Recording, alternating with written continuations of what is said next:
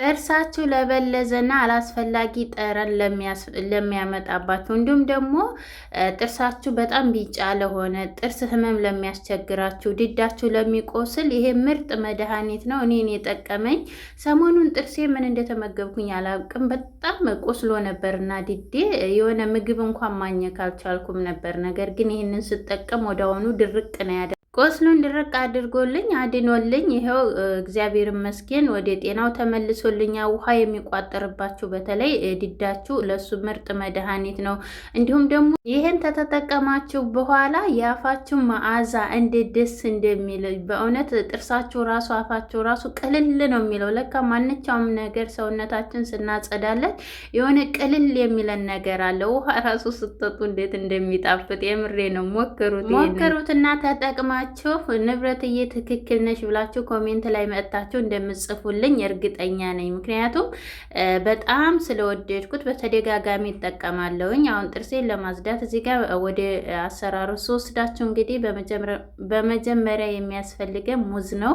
ሙዝ ለጥርስ ንጣት፣ ለፊታችን፣ ለፀጉራችሁ ብትጠቀሙት በተለይ ፊታችሁ በጣም ለተበላሸባችሁ ይሄንን ልጣጩን አትጣሉት። እንደዚህ ላጥ አድርጋችሁ ፊታችሁን ተታጠባችሁ በኋላ ሁልጊዜም ቢሆን ተፈቅፍቁት፣ ፊታችሁ ላይ ተቀቡት። ፊታችሁን ማዳት እንዲሁም ደግሞ ያለ እድሜያችሁ ተተሸበሸበባችሁ እሱን ያስለቅቅላችኋል፣ ወደ ቦታው ይመልስላችኋል ማለት ነው። እናንተ ግን ቪዲዮን ላይክ እያደረጋችሁ ውዶቼ ቪዲዮን ላይክ አድርጉ፣ ሼር አድርጉት። እንዲሁም ደግሞ ለቻናሌ አዲስ ከሆናችሁ እንኳን ደህና መጣችሁ። ላይክ ሰብስክራይብ እያደረጋችሁ ቤተሰብ ሁኑ።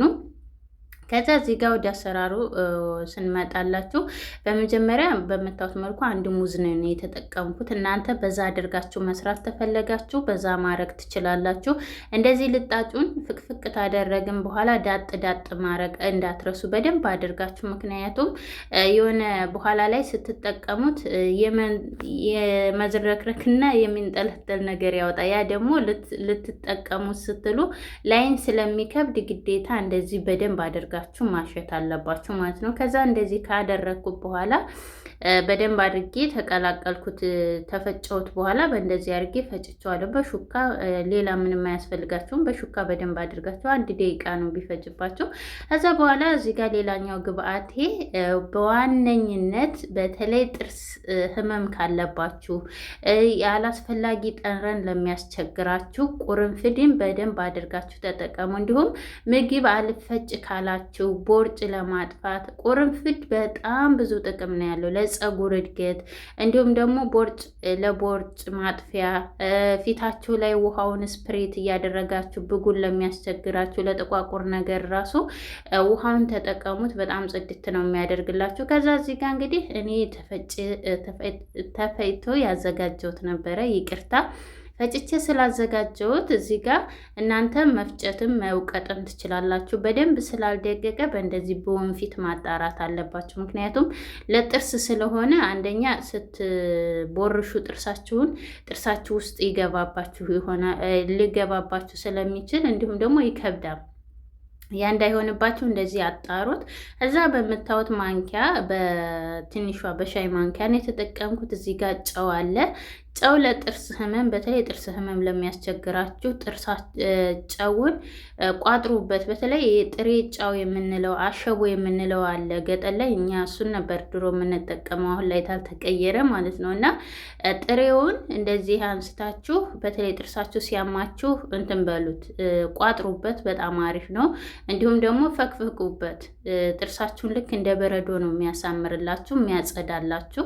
እዛ ደግሞ አላስፈላጊ የሆነ ትላትል ነገር እንትን ሲል ነው ጥርሳችን የሚቦረቡረው የሚያመን፣ ያንን ቅጥት አድርጎ ይገልላቸዋል። ከዛ እዚህ ጋር እንግዲህ ሎሚ አለ።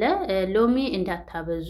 ሎሚና ጨው ሲቀላቀል አሲድነት ስላለው በጣም ጥርሳችን እንዳይቦረቡርብን ትንሽዬ ሎሚ እጨምራለሁ። ሎሚ ጥርሳችንን ያነጣልና እንዲሁም ደግሞ ላፍ መዓዛችንን በጣም ያሳምርልናል። ከዛ እዚህ ጋር እንግዲህ ሁሉንም አንድ ላይ ቀላቅለን እናዋህዳቸዋለን። በደንብ አድርገን እናዋህዳቸዋለን። እዚህ ጋር እንግዲህ እኔ ኮልጌት ነው ያለኝ። እናንተ ያላችሁን የጥርስ ሳሙና የምትጠቀሙት የከሰል ሊሆን ይችላል፣ ሌላም አለ።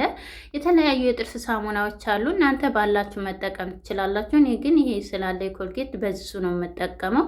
የፈለጋችሁትን ያህል መጠን መጠቀም ትችላላችሁ። መጠኑን አልነግራችሁም፣ ምክንያቱም እንደ ብዛታችሁ ይህንን ስትጠቀሙ ቢያንስ ለአንዴ እና ለሁለቴ ብቻ የሚበቃችሁን ብትጠቀሙ አሪፍ ነው። ይሄ ምክንያቱም በየቀኑ ተጠቀምን ይሄ ምናልባት ሎሚ ስላለው ጥርሳችንን ስለሚጎዳብን በየቀኑ አንጠቀመውም ይሄንን ማለት ነው።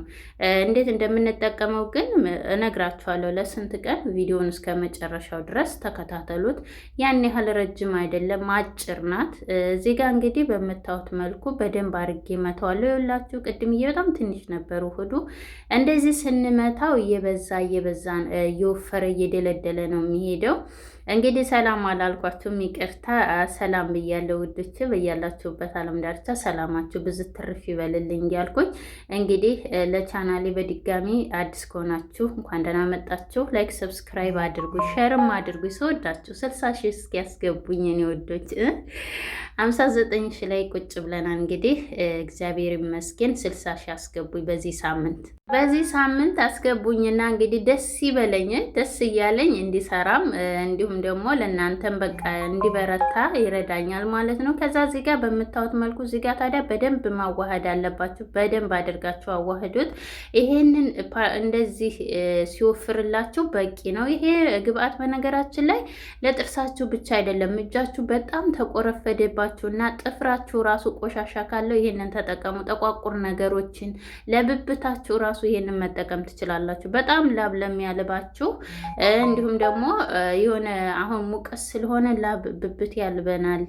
ያ አላስፈላጊ ጠረን ስለሚኖረው ለሱ መጠቀም ትችላላችሁ። ማንኛውም ቦታ ላይ የሚያልባችሁን እሱን ተጠቅማችሁ በደንብ ለ5 እና ለ10 ደቂቃ ቆይታችሁ ታጠቡት። ያንን ላቡን ጽድት አድርጎ ነው የሚያጠፋላችሁ። ፀጉር ራሱ ያነሳላችኋል።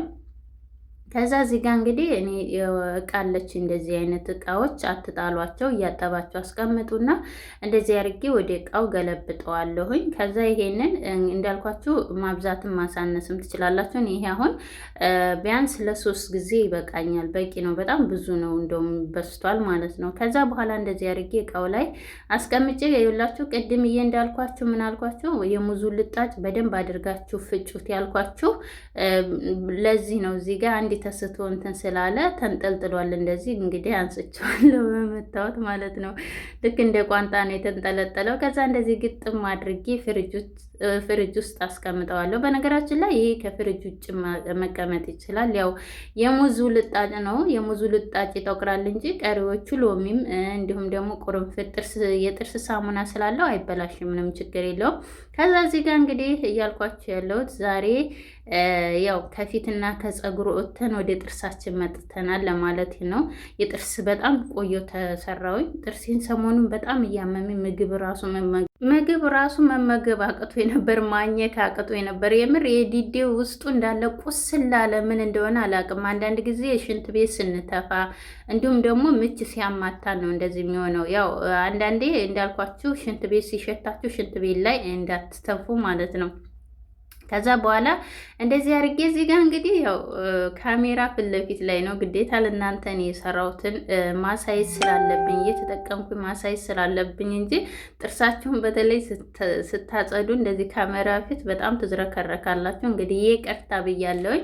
ከዛ በኋላ እዚህ ጋር ጥርሳችሁን በመጀመሪያ በውሃ አለቅልቁት። በውሃ ብቻ ነው ያለቀለኩት። ከዛ በኋላ እዚህ ጋር ትንሽ የመጎምዘዝ ባህሪ ሊኖረው ይችላል። እኔ ግን በጣም ነው የወደድኩት። ሽታው በጣም ነው ደስ የሚለው።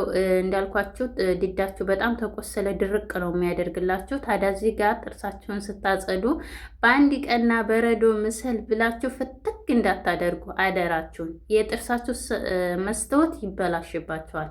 የጥርስ መስታወት ደግሞ ተተበላሸ ምንም ያህል ጥርስ ስግጥ ቢል አያምርም።